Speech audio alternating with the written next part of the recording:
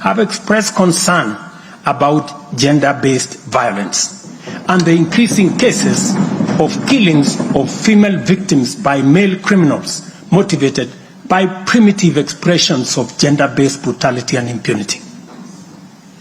Left unaddressed, these incidents will cause the women of our nation to feel increasingly unsafe, even in their own homes.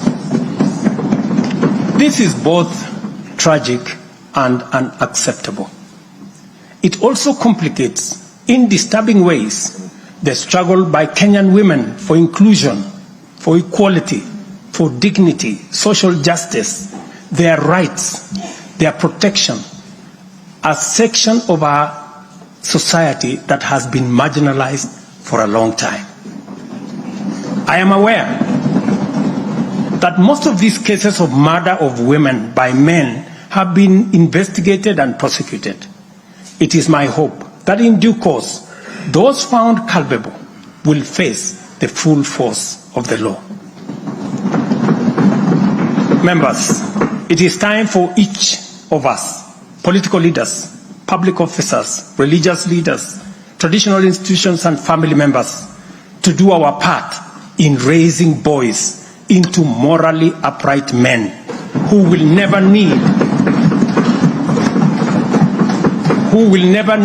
to affirm their masculinity at the expense of women.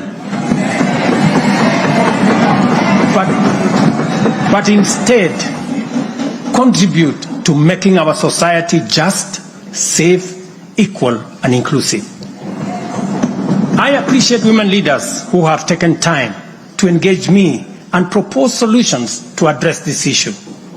I have held discussions with other leaders in government, and I have tasked the Deputy President to reach out and facilitate collaborative, broad-based, and multi-sectoral deliberations and recommend effective and radically transformative and affirmative action within the next 6 months.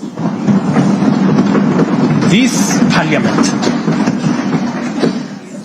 Parliament will recall that early in my tenure, I engaged the leadership of both houses with recommendations on a working formula to actualize meaningful inclusion of women in national leadership.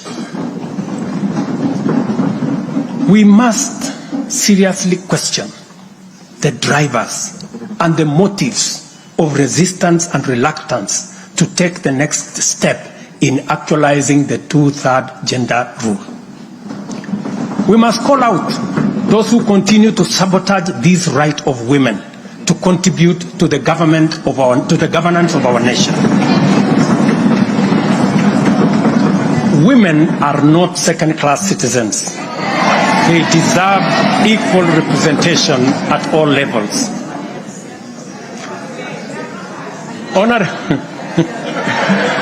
Honorable members,